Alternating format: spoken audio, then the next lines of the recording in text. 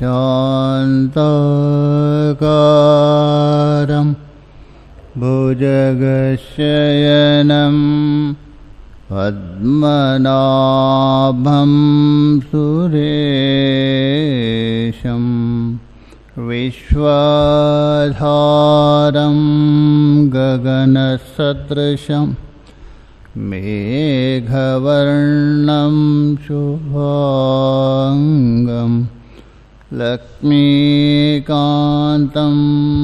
कमलनयनं योगिभिर्ध्यानगम्यं वन्दे विष्णुं भवभयहरं सर्वलोकैकनाथं यं ब्रह्मा वरुणेन्द्ररुद्रमरुतः शृण्वन्ति दिव्यैस्तवैः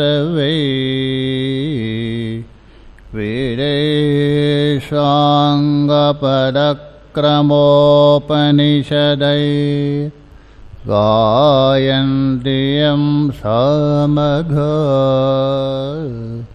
ध्यानावस्थिततद्गतेन मनसा पश्यन्ति यं योगिनो शान्तं न विदुः सुरासुरगणा देवाय तस्मै नमः देवाय तस्मै नमः। ॐ शान्ति शान्ति शान्तिः। हम लोग श्रीमद्भगवद्गीता के 90वें अध्याय को लेकर विचार कर रहे।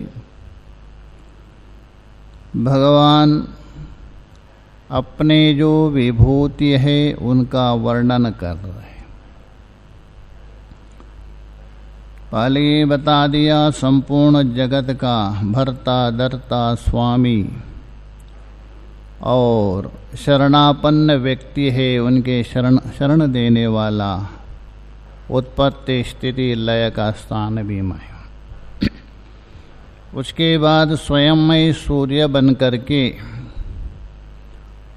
इस जल को आकर्षण करता हूँ वाष्परूप से, समय आने पर वर्ष रूप से उसको ही उत्सर्जन करता हूँ। देवताओं का अमृत और सभी प्राणियों का मृत्यु ही मेरा ही स्वरूप है, अर्थात मेरी शक्ति एक विशेष है और मैं सत और असत भी हूँ। यहाँ तक हम लोगों ने विचार किया था। किंतु मैं सब कुछ होने पर भी मेरा यथार्थ स्वरूप है उसको नहीं जानते हैं, व्यापकता को नहीं जानते हैं, तात्विक स्वरूप को नहीं जानते। कारण है विषयासक्त पुरुष है, विषय वासनों से ग्रसित है, भोग में लिप्त है और भोग को ही चाहते हैं। ऐसे लोग क्या करते बता रहे, देखें। ये पुनः अज्ञः, किंतु वे लोग अज्ञानी हैं, पामर नहीं हैं, विषयी है, शास्त्र को थोड़ा सा जानते ही है। ऐसे जो अज्ञानी काम कामः काम्यन्ते इति कामः विषय, विषय कामनों से ग्रसित है, विषय वासनों से युक्त है। विषय का मतलब विषयों के द्वारा सुख मिले, ये कामना उसके अंदर पड़ी है। उनकी स्थिति सुनो, अर्जुन बता रहे आगे के श्लोक में। त्रैविद्यमां सोमपपूत पापा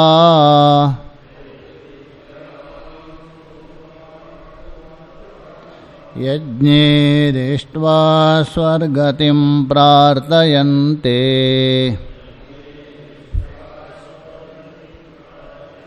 ते पुण्यमासाद्य सुरेन्द्रलोका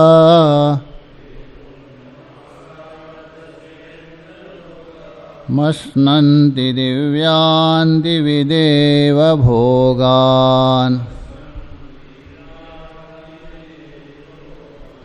त्रैविद्या, त्रैविद्य का मतलब है जो तीन वेद है उसमें बताया हुआ सकाम कर्म, जैसा वो जो हौत्र कर्म है ऋग्वेद में बताया हुआ हौत्र कर्म, होता संबंधी कर्म, उसको बोलते हौत्र कर्म। और यजुर्वेद में बताया हुआ आध्वर्यु कर्म, सामवेद में बताया हुआ औद्गात्र कर्म है। ये तीन कर्म है, तो उसको बोल रहे त्रैविद्य।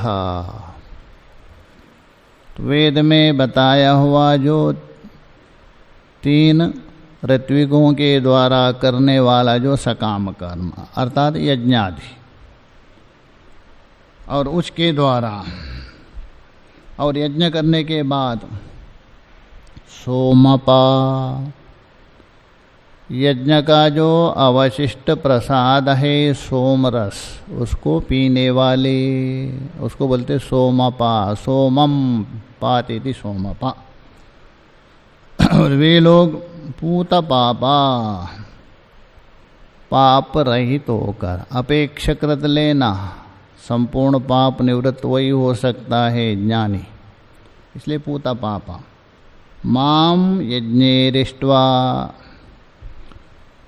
मुझको अर्थात यज्ञेश्वर भगवान को यज्ञ के द्वारा, इष्ट्वा बोल तो यजन करके, स्वर्गतिम प्रार्थयन्ते, सुरेंद्र लोक है, स्वर्ग लोक है, उसके प्रार्थयन्ते बोल तो कामना करते हैं, और उसके प्रार्थना के अनुसार, उसके यज्ञ के अनुसार उनको प्राप्त भी हो जाता है। ते पुण्यम आसाद्य, इस प्रकार तीन वेद में बताया हुआ सकाम कर्म करने वाले ते पुण्यम आसाद्य, वहाँ का जो पुण्य भोग है, अलौकिक भोग है, उसको आसाद्य बोल दो प्राप्त करके।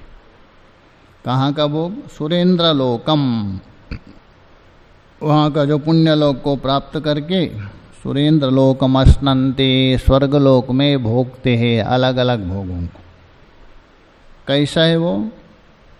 दिव्यान दिवि देव भोगान, वो दिव्यान है, लौकिक भोग नहीं है, अर्थात वो विलक्षण। दिव्य का मतलब स्वर्ग में, स्वर्ग में देवताओं के जो दिव्य भोग है, देवता जो भोग रहे ऐसा, यहाँ दिव्य शब्द का मतलब स्वर्ग में।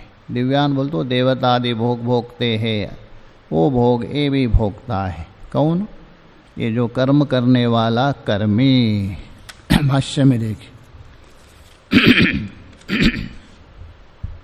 त्रैविद्या, देखिए जो सामविदो, ऋग है, यजुर्वेद है, सामवेद, उसे उपलक्षण लेना। इनसे होने वाला तीन प्रकार का कर्म, सकाम कर्म, हौत्र कर्म, आध्वर्यु कर्म, उद्गात कर्म, ये तीन कर्म। उनके द्वारा माम, उसका अर्थ कर रहे वस्वादि देवरूपिणम। यहाँ माम का मतलब वासुदेव नहीं लेना, यज्ञ के जो देवता है वसुगण आदि, वो भी मेरा ही स्वरूप है। इंद्र आदि मेरा ही स्वरूप है, अग्नि आदि मेरा ही स्वरूप है। इसलिए हम बता रहे वस्वादि देवरूपिणम, जो वसुवादि देवता है उन देवता स्वरूपों को यजन करते हैं तन्निमित्तक। और सोमपाहा, सोमम पिबन्ति इति सोमपा, सोम रस का पान करने से, क्योंकि एक सोमलता होती है, सोमलता को लाकर उसे रस निचोड़ करके उसके द्वारा हवन करते हैं और अवशिष्ट जो सोम रस है उसका पान करते हैं प्रसाद रूप से। इसलिए बोल रहे हैं सोमम। इसलिए कुछ बहुत लोग बोलते सोम रस पी रहा है मतलब शराब को मानते, ताड़ी को सोम रस मानते बहुत लोग, वो नहीं लेना, है सोमलता है। तो इसलिए बोल रहे पिबंती थी सोमपा तेन एवा सोमपेना, उस सोमपान के द्वारा पूत पापा, ऐसा पीने से नहीं होगा पूत पापा, प्रसाद है, प्रसादः सर्वदुःखानां हानिरश्योपजायते। प्रसाद खाने से आपके अंदर प्रसन्नता होती है, इसलिए सारे दुख निवृत्त होते इस रूप से प्रसाद रूपेण। पूत पापा बोल तो शुद्ध किल्बिषा, जो किल्बिष है आपका पाप है वो शुद्ध हो गया, पूर्ण रूपेण नहीं, कर्म के द्वारा आपका थोड़ा सा नष्ट होता, शिथिलपन होता, हल्का सा। पूरा नष्ट हो तो आप ज्ञान के अधिकारी बनेंगे, इसलिए शुद्ध किल्बिष। यज्ञ बोल दो अग्निष्टोमादि भी, अग्निष्टोम है जो ज्योतिष्टोमा है, दर्श पूर्णिमास आदि आदि से सब लेना। इष्ट्वा पूजयित्वा स्वर्गतिम बोल दो स्वर्गगमनम, स्वर्गति ताम प्रार्थयन्ते, जो स्वर्ग प्राप्ति की इच्छा, स्वर्ग गमन की जो इच्छा है उसको प्रार्थयन्ते बोल तो इच्छा करते हैं, प्रार्थना करते हैं। तेजा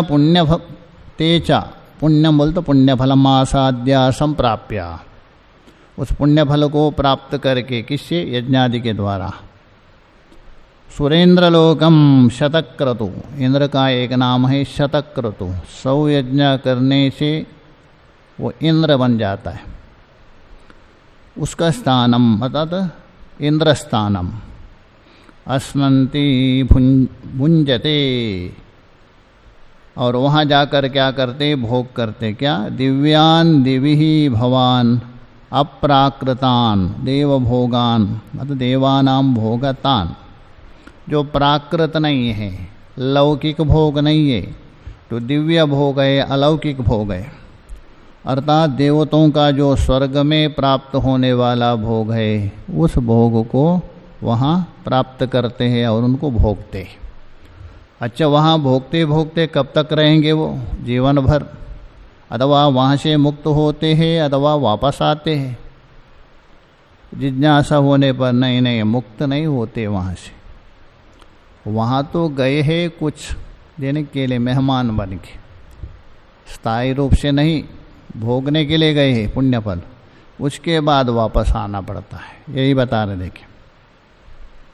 ते तम भुक्त्वा स्वर्गलोकम विशालम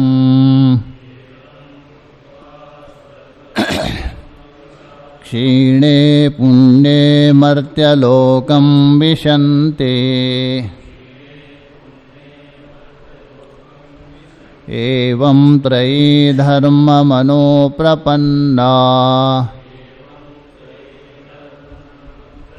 गतागतं काम कामा लभन्ते।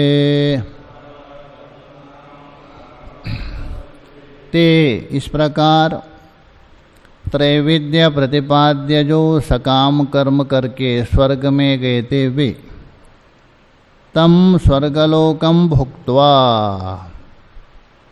उस स्वर्गलोक को भोग कर, स्वर्गलोक को क्या भोगेंगे? अतः स्वर्गलोक में विद्यमान जो अलौकिक भोग है उन भोगों को, वो कैसा है? विशालम, वो विस्तीर्ण है, यहाँ के भोग के अपेक्षा अलौकिक भी है, विस्तीर्ण है, उसको भोगते। भोगने के बाद क्या है? क्षीणे पुण्ये, यहाँ से जितना कमा करके ले गया था बस तब तक आप भोगते रहेंगे। आपका वो जो पुण्य है वही पैसा है। जैसा कहाँ दूर विदेश में जाने के लिए आपको पैसा हो, वो अतिथि बन के गए, वैसे पुण्य समाप्त होने की मर्त्यलोकम विशन्ते, जहाँ आप कमा के गए थे मनुष्य लोक, उसमें ही प्रविष्ट होते। अच्छा, उसमें क्या मनुष्य बन के आएंगे, ऐसा कोई निश्चय नहीं है। वापस आने के बाद मनुष्य ही होंगे, ऐसा कोई निर्णय नहीं। छांदोग्य में स्पष्ट कहा दिया है, रमणीय चरणा रमणीय योनिमापध्येरन, कपूय चरणा कपूय योनिमापध्येरन। आपका बचा हुआ जो कर्म है उसके ऊपर है। स्वर्ग में जाके भोगने के लिए जो योग्य कर्म है वो अलग है, जितना भोगेंगे। अवशिष्ट कर्म यदि अच्छा हो आपका, आप रमणीय चरणा ब्राह्मण योनि आदि में होगा। अवशिष्ट कर्म यदि आपके पास निंदनीय है तो कपूय चरणा, निंदनीय बोल तो ऐसा पाप योनि को प्राप्त होंगे। दोनों हैं, ऐसा कोई निश्चय नहीं। इसलिए बोल रहे मर्त्यलोकम विशन्ति। एवं त्रयी धर्मम, इस प्रकार तीनों वेदों में बताया हुआ जो सकाम कर्म है उसका अनुपपन्ना, आश्रय लेने वाले। गतागतम, बस यहाँ से जा रहे कमा करके, भोगेंगे वापस आएंगे, और यहाँ कमाएंगे वापस आएंगे। बृहदारण्यक में भी कहा दिया है, वहाँ कब तक रहेंगे, जब तक आपका कर्म है। काम कामहा, काम काम बोल तो विषय कामी, जो विषय के भोग को चाहने वाले, इस प्रकार उनको विषय भोग लबन्ते, प्राप्त होता है। भाष्य में देखिए, ते तम भुक्त्वा, ते शब्द से लेना कर्मी, तम बोल तो उस स्वर्गलोकों को भोग कर, वहाँ का भोग को। स्वर्गलोकम विशालम, विशेषण है उस विशाल स्वर्गलोक। विस्तीर्णम, वो विस्तीर्ण है। उसके बाद क्षीणे पुण्य मर्त्यलोकम इमम, मर्त्य बोलते इमम। विशन्ति आविशन्ति, प्रवेश करते हैं, कैसा आते हैं, आप लोगों ने पंचाग्नि विद्या में सुना होगा, छांदोग्य में भी है, बृहदारण्यक। यहाँ से जो जाते हैं प्राण छोड़ने के बाद, श्रद्धा रूप आहुति दीयता, उस श्रद्धा रूप आहुति से स्वर्गलोक में प्रवेश करते, और उसके बाद भोगने के बाद वहाँ से आने की प्रक्रिया शुरू होती। 4 अग्नि बता दिया, जाते समय 1 अग्नि, आते समय 4 है। सबसे पहले वहाँ पर्जन्याभिमानी देवता को प्राप्त करता है वहाँ, और वहाँ से तीसरे अग्नि है पृथ्वी अग्नि को प्राप्त करता है, तीसरी। दूसरी है पर्जन्याग्नि, तीसरी ही पृथ्वी रूप अग्नि, पृथ्वी अभिमानी। और उसके बाद पृथ्वी में जो ब्रीही अवादि के द्वारा पुरुष रूप अग्नि में प्रविष्ट करता है, ये चौथी अग्नि है। और पुरुष के द्वारा उस वीर्यस्थ होकर श्री रूप अग्नि में, योषित अग्नि में प्रविष्ट होता है, ये 5वें अग्नि। तभी जाके पुरुष संज्ञा भवती, ये पुरुष आकृति को धारण करता है वापस आकर, ये पंचाग्नि। किंतु ये अनिवार्य नहीं है, पंचाग्नि है, अनिवार्य नहीं है, अपवाद भी देखा जाता है। यत्र कुत्र त्रयाग्नि भी है और चतुराग्नि भी है। जैसा धृष्टद्युम्न और द्रौपदी देखिए, वहाँ त्रयाग्नि है, यज्ञकुंड से उत्पन्न हुए ना। यज्ञकुंड में आहुति दी है किसको, व्रीहि आदि को। व्रीहि किससे, पृथ्वी आदि। पुरुष ने नहीं खाया, यज्ञकुंड में डाला। पुरुष में यदि आहुति देते तो चौथी अग्नि हो जाती थी, पुरुष में नहीं दिया। उसी अग्नि स्वरूप से व्रीहि आदि में जो जीव था वो प्रकट हो गया, क्योंकि जीव तो आ रहे ना, धर्म के बल से अग्नि से प्रकट। इसलिए वहाँ पुरुष अग्नि और योषित अग्नि नहीं है, द्रौपदी और धृष्टद्युम्न। और कुंभज ऋषि देखिए, कुंभज ऋषि है, वो है मित्र और वरुण नाम का देवता का जो वीर्य है, उसको घड़े में रखा था, उसी से उत्पन्न। वहाँ योषित अग्नि नहीं है, 4 ही अग्नि, इसलिए अनिवार्य नहीं। तो इस प्रकार आते ही बता रहे। तो इसलिए क्षीणे पुण्य मर्तलोकम इमं विशन्ति आविशन्ति एवं ही यथोक्तेन प्रकारेण, इस प्रकार जो ऊपर बताया था उस प्रकार से त्रैधर्म्य बोल तो केवलम वैदिक कर्म, वैदिक कर्म है वो जाते, स्मार्थ कर्म नहीं। अनुप्रपन्न गतागतः बोल तो अनुप्रपन्न बोल तो उससे प्राप्त होते, किसको? स्वर्ग आदि। और उसके द्वारा गतागतम, गतम च आगतम च गतागतम, यहाँ से गमन करेंगे, समाप्त हो गया भोग, वापस आ जाएंगे। इस प्रकार गमनागमन चक्कर। काम कामा कामान काम्यन्ते इति काम कामः, कामान बोल दो विषयान, विषयों को चाहने वाले, विषय वासना युक्त मनुष्य। ये देखिए 4 प्रकार में पामर तो नहीं है और जिज्ञासु भी नहीं, मुक्त भी नहीं, किंतु विषयी है। विषय का मतलब है शास्त्र के अनुसार जो कामना चाहते हैं वो विषय हो गए। पामर तो गए बस खाओ पियो मस्त रहो, शास्त्र ईश्वर कुछ नहीं। जिज्ञासु है वो कर्मयोगी, ध्यान योगी और ज्ञान योगी, ये तीनों जिज्ञासु है। तत्व को जाना हुआ व्यक्ति मुक्त हो जाएगा। 4 माना है, इसलिए हम बता रहे हैं। विषय कामी है, विषयासक्त पुरुष है। काम कामम लभन्ते, प्राप्त करते, उस वहाँ जाके दिव्य भोग को प्राप्त करते। गतागतम एव न तो स्वातंत्र्यम क्वचित लभन्ते इत्यर्थ। भाष्यकार जी बता रहे ये जो गतागतम बोल तो अपना मर्जी से वहाँ जाओ, वहाँ से आए नहीं। एक होता है ना बाजार स्वच्छंद है, आप जाओ आ जाओ, जाओ आ जाओ, बाजार में कभी भी जाओ कभी भी आ जाओ, ऐसा नहीं। इसलिए बोल रहे हैं न तो स्वातंत्र्यम क्वचित, कोई स्वतंत्र नहीं है। ये विशेष है, आपके पास यदि लाइसेंस है अथवा कोई पास है तभी जा सकते। ये पास कौन है? यज्ञ का पास दिखाना पड़ेगा उसको। यदि कोई सोचे स्वर्ग में घूम के आएंगे, नहीं जाने देंगे वहाँ। हाँ, संस्कृतज्ञ होते हैं ना, उनको थोड़ा वहाँ छूट देते, बोलते ऐसा कहते। स्वर्ग में देवताओं की भाषा है ना, देव भाषा संस्कृत माना जाता है। एक बार गए थे 3 लोग घूमने के लिए, संस्कृत जानने वाला, हिंदी जानने वाला एक था, तीसरा अंग्रेजी मैन था। गए द्वार में जाके वहाँ द्वारपाल संस्कृत वाले ने कहा आगंतुक शक्नोमी, आगच्छतु आगच्छतु आगच्छतु, उसको स्वागत।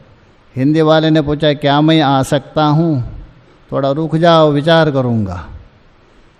और अंग्रेजी वाले ने पूछा मैं आई कमिंग सर? बोलो गेट आउट गेट आउट उसको बोलते गेट आउट कर दिया, ऐसा मानते। तो इसलिए बोल रहे वहाँ घूमने नहीं जा सकते आप, अर्थात कर्म यदि है आप जा सकते। और वो दया भी नहीं देवो तो मैं मत सोचिए, दया भी नहीं।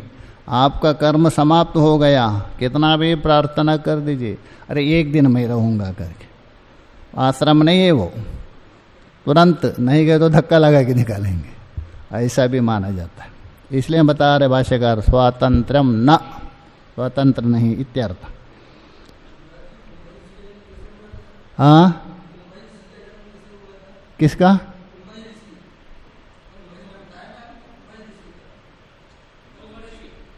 कौन ऋषि?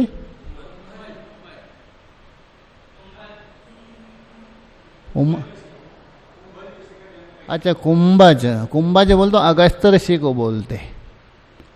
कुंभज ऋषि का मतलब, कुंभा मतलब घड़ा है, अगस्त ऋषि है, घड़े से उत्पन्न। वशिष्ठ का भी नाम वही है, वशिष्ठ। और वशिष्ठ उनके पुरोहित थे, किसके? राजा निमि के। वो लंबी कहानी नहीं, संक्षेप से सूत्रबद्ध बता रहा हूँ। तो उनका कुछ यज्ञ होना था, किसका? राजा निमि का।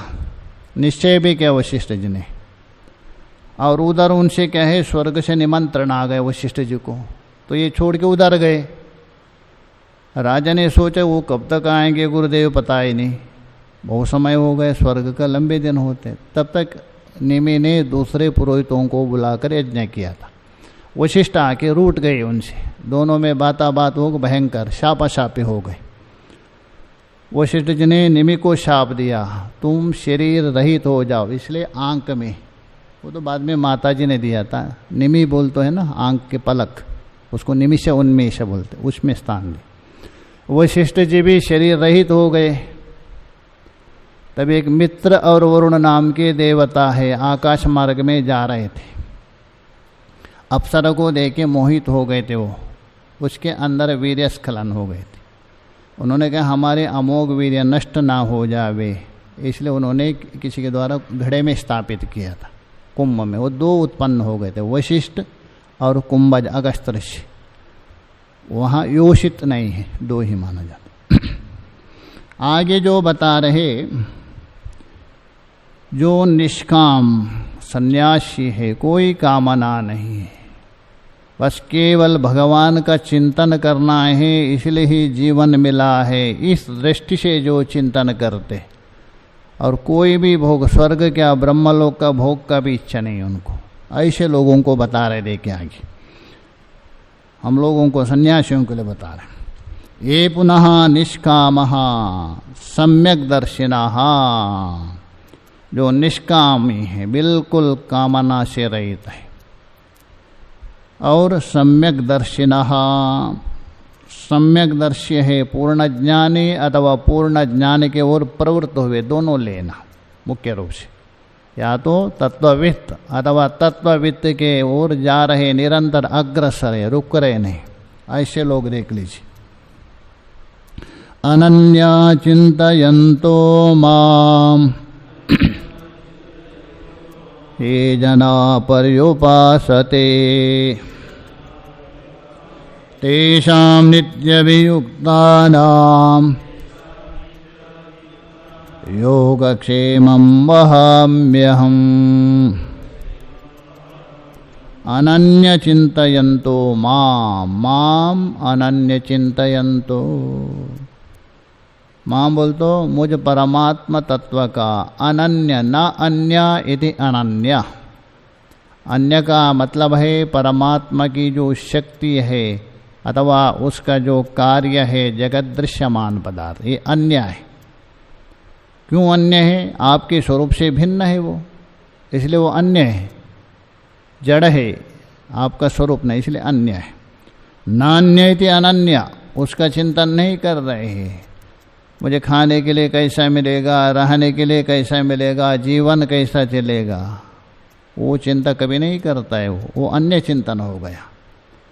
इसलिए अनन्य, एक चिंतन, बस केवल मेरा परमात्मा, ऐसा जो चिंतन करता है उसी का नाम है अनन्य चिंतयन्तो मां।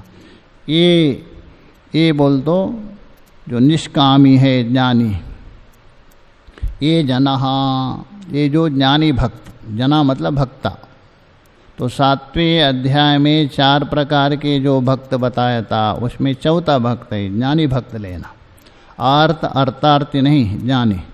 हाँ, जिज्ञासु भी ले सकते थोड़ा, वो भी उधर ही जा रहे हैं। पर्युपासते, परितः, निरंतर, चारों तरफ से वही चिंतन करते हर समय में। तेषाम, अर्जुन के मन में जिज्ञासा हो सकती, भगवान निरंतर आपका चिंतन में लगे हैं, उनका योगक्षेम कैसा चलेगा, भोजन पानी कैसा चलेगा, कौन खिलाएंगे, उसके बिना काम कैसा होगा, पहले पेटोबा अनंतर विट्टोबा है, पेट भरे तभी भगवान का याद होता है, तो कैसा होगा।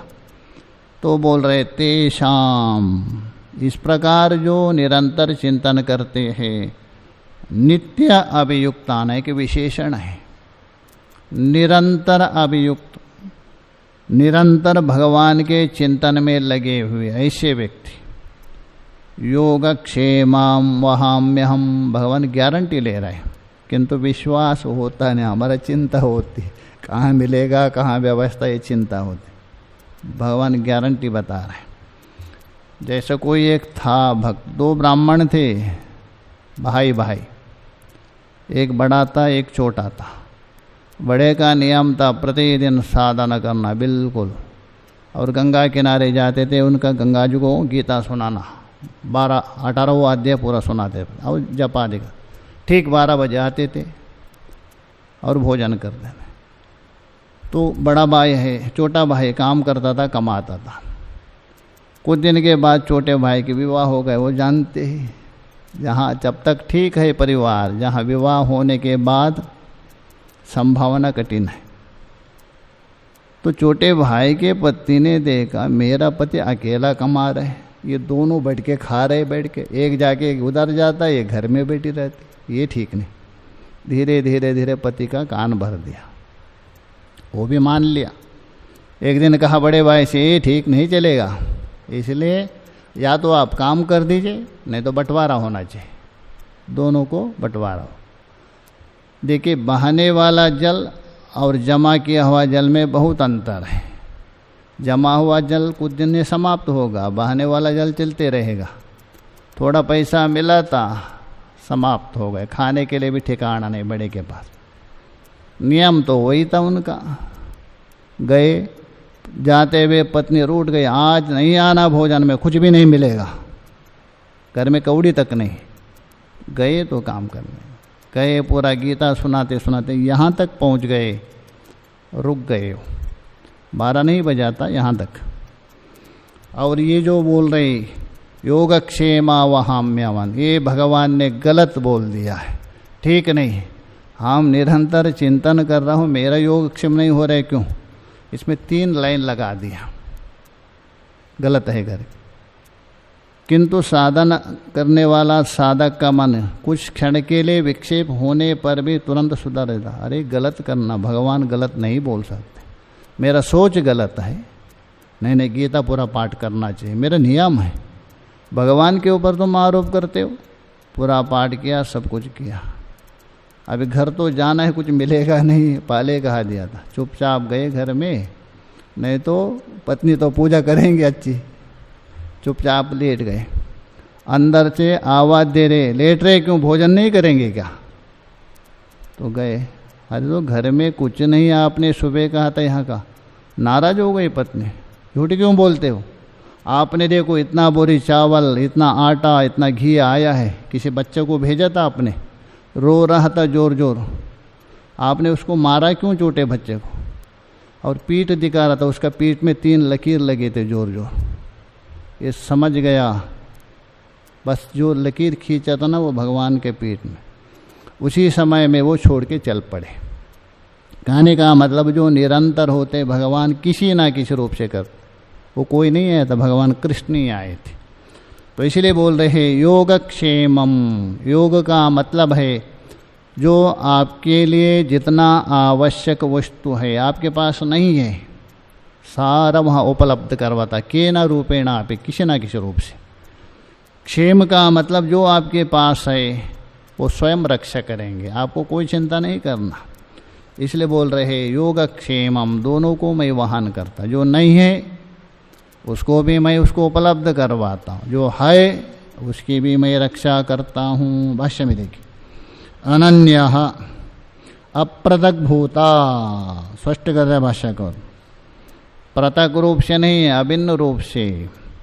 परम देवम नारायणम आत्मत्वेन गतः, जो पर है, उत्कृष्ट है, अपरिचिन्न है, ऐसे जो नारायण भगवान है उसी को ही आत्मरूप से, अलग नहीं, अभेद रूप से गतः संतः, इस प्रकार जो महात्मा चिंतयन्तु माम, अतः मेरा ही चिंतन करते हैं, ये जनः अतः भक्ता, कौन? सन्यासीनः, अतः ज्ञानी भक्त।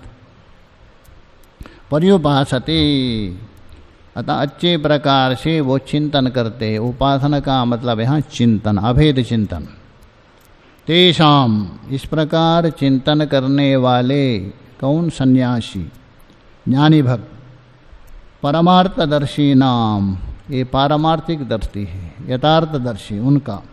नित्याभियुक्तानाम एक विशेषण है, सततः अभियुक्तानाम योगक्षेमम, योग और क्षेम है उनका दोनों को। योगा अप्राप्तस्या प्रापणम, आपके पास अप्राप्त है, अभाव है, उसको पूर्ण करना, प्राप्त करना। क्षेमा बोल दो तद्रक्षणम, जो वस्तु है उसका देखभाल करना पड़ेगा, रक्षा करना पड़ेगा, उसका नाम है क्षेम। तद उभयम वहामी, अर्थात मैं वहन करता हूँ, मैं प्रापन करता, अतः मेरे द्वारा ही हो जाएगा। और देखिए वहाँ स्पष्ट बता दिया 7वें में, ज्ञानी तो आत्मा एवं मतम, ज्ञानी तो मेरा आत्मा है। कोई आत्मा को दुख देने के चाहता है क्या? नहीं। सचा मम प्रिया, मैं ज्ञानी के लिए प्रिय है, ज्ञानी मेरे लिए प्रिय है। ये 7वें में बताया था। यस्माद तस्माद ते ममः आत्मभूता, जिस कारण से ऐसा है, अतः ये ज्ञानी मेरा आत्मा स्वरूप है। प्रिया चाहते, जो प्रिय है इसलिए उनकी रक्षा मुझे करना पड़ता है। पूर्व पक्ष आक्षेप कर रहे, पूर्व पक्ष को अच्छा नहीं लगा, अरे इनका ही आप योगक्षेम करते, दूसरे का नहीं करते, कैसे भगवान है आप? ननु अन्येषामपि भक्तानां योगक्षेमं वाति एव भगवान, ऐसा तो शास्त्र में आया है। भगवान ही सभी का, चाहे तो भक्त हो अभक्त हो, सबका भगवान ही क्या है, योगक्षेम वहान करता है, दूसरा कोई निमित्त बनता है। तो ज्ञानी का ही आपने कैसे कहा दिया? तो ये बोले अन्येषाम बोल तो ज्ञानी से इतर, भक्तानाम योगक्षेमं वहति एव भगवान। सिद्धांत बोले बिल्कुल ठीक बोल रहे हैं, आपकी बुद्धि सुधर गई, मतलब शास्त्र सम्मति ही बोल रहे आप। सत्यम एव वह, सत्यम एवं महति एव, बिल्कुल ठीक बोल रहे। और सबका वहन वही करता है, किंतु अंतर है। अयम विशेष, ये जो भक्त है 4 प्रकार के, उनमें ये विशेष भक्त है। क्यों विशेष है? आत्मा बताया था ना। अन्य ये भक्ता ते स्वात्मार्थम स्वयमपि ही योगक्षेमं ईहन्ते। अन्य भक्त और इसमें अंतर है। अन्य जो 3 प्रकार के भक्त हैं, अपने रक्षा करने के लिए आपके लिए स्वयं भी योगक्षेम वहन करते, ईश्वर के ऊपर बिल्कुल नहीं छोड़ते, यही बोल रहे। स्वात्मार्थम बोलते अपने के लिए, स्वयं अपि ही, कुछ ईश्वर के ऊपर छोड़ते, कुछ अपना भी करते, योगक्षेम ईहन। ये तो अनन्य दर्शिनः, बस अपना कुछ भी नहीं करते, सब कुछ ईश्वर के ऊपर छोड़ दिया, दोनों हाथ खड़े किया। अनन्य दर्शना तो न आत्मार्थम योगक्षेम ईहन्ते, अपना रक्षा के लिए कभी भी चिंतन नहीं करते, स्वयं प्रयत्न भी नहीं करते, उसका एक ही काम है भगवान का चिंतन।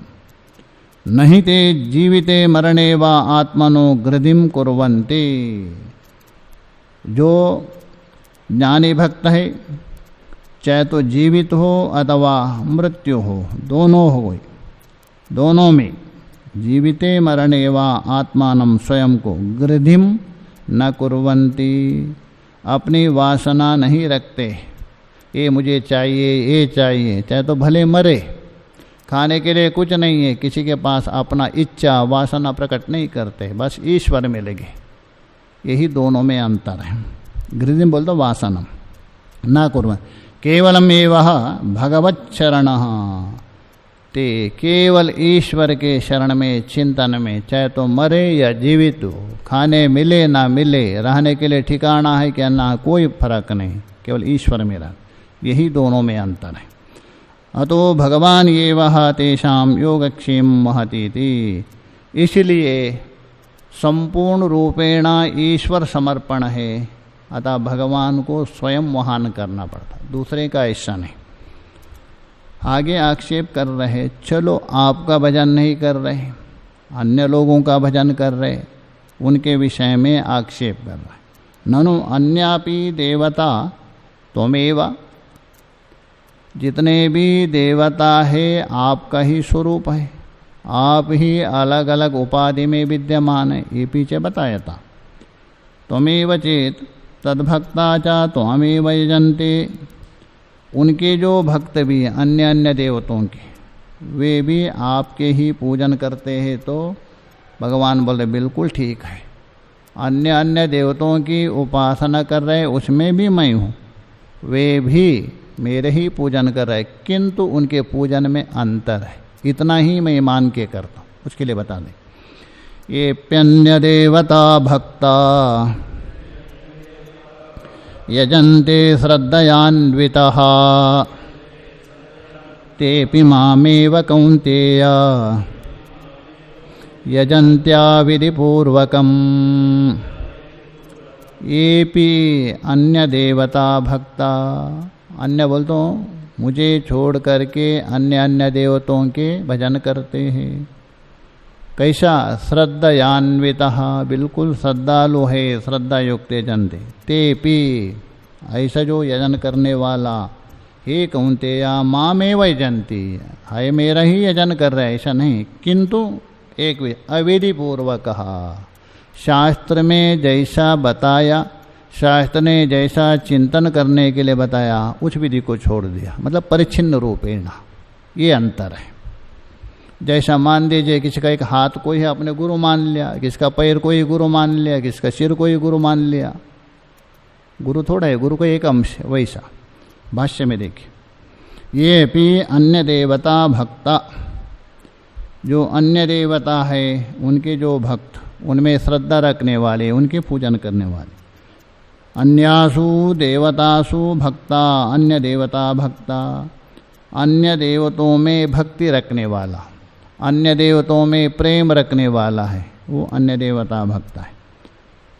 तो बोले अन्य देवता भक्ता संतो होते हुए यजन्ते, यजन करते हैं, मतलब पूजन करते हैं।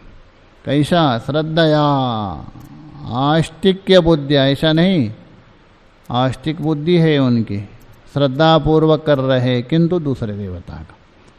तो ये बोले आस्तिक बुद्धिः अन्विता अनुगता, आस्तिक बुद्धि कूट कूट के भरिए, उससे युक्त। ते अपि मामेव कौन्तेय यजन्ति, ऐसा नहीं, वे भी मेरे ही यजन करते हैं, मेरा ही पूजन करते, मेरा ही चिंतन करते।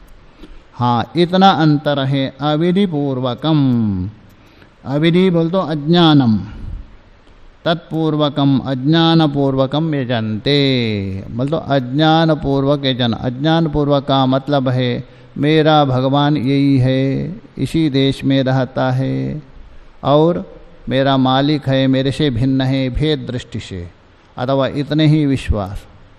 वृंदावन में एक बार गए थे हम लोग, गोकुल में बहुत महात्मा थे। दोपहर के समय गए, वो भगवान को सुला दिया दक्षिण। एक माँ ही बेटी थी, हम लोगों ने कहा मैया कन्हैया का दर्शन करवा दीजिए। उन्होंने कहा नहीं नहीं, कन्हैया सोया है, रोज आएंगे उठाने से, अभी नहीं, 3 बजे के बाद।